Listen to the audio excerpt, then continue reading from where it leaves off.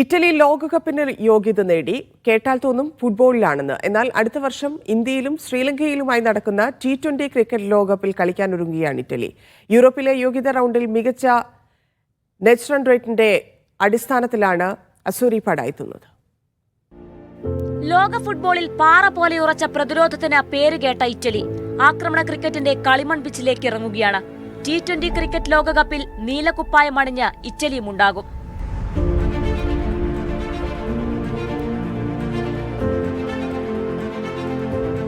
European യോഗ്യതാ മത്സരത്തിൽ ജേഴ്സിക്കെതിരെ Scotland ഒരു വിക്കറ്റ് തോൽവി വഴങ്ങിയതോടെയാണ് അവസാന യോഗ്യതാ മത്സരത്തിൽ നെതർലാൻഡ്സിനോട് തോറ്റിട്ടും മികച്ച നെറ്റ് റൺറേറ്റിന്റെ കരുത്തിൽ ഇറ്റലി T20 ലോകകപ്പിന് യോഗ്യത നേടിയത്.